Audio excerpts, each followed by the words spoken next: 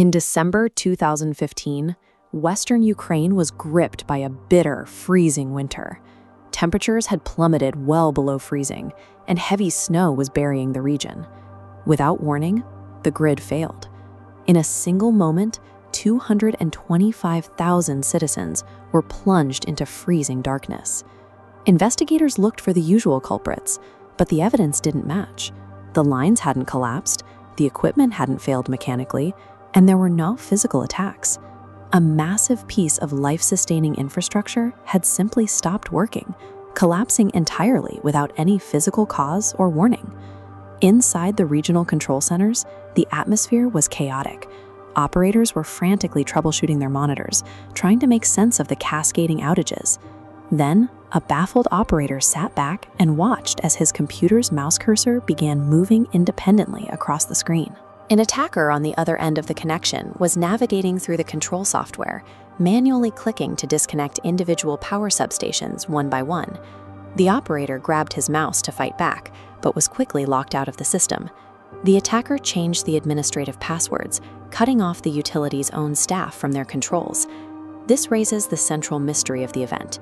How did an invisible enemy bypass heavy security to seize total command over a physical power plant? The attack actually began months earlier, and it didn't look like a high-tech heist.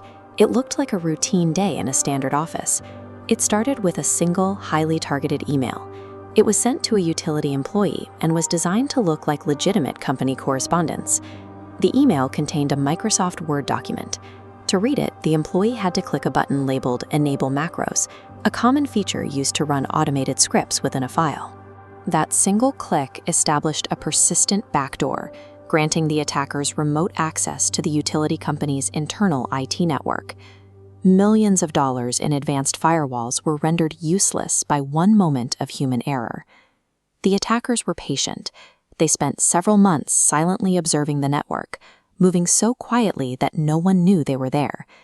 They eventually bridged the gap between the corporate network and the restricted operational technology zone, the specific system that controls the physical power grid. From there, they began stealing administrative passwords and engineering schematics, learning exactly how to operate the software that controls the circuit breakers.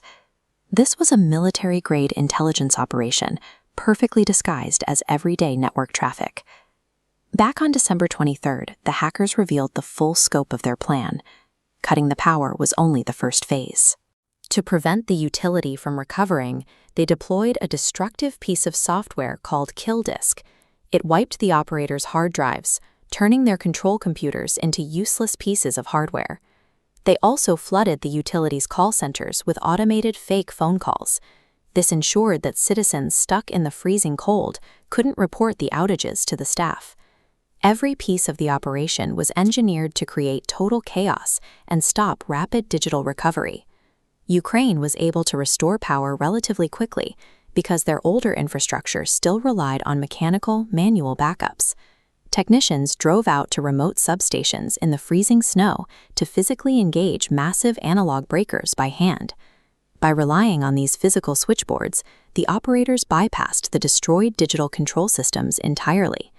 There is a deep irony in the fact that a lack of full digital modernization is what saved the Ukrainian grid from a much longer blackout.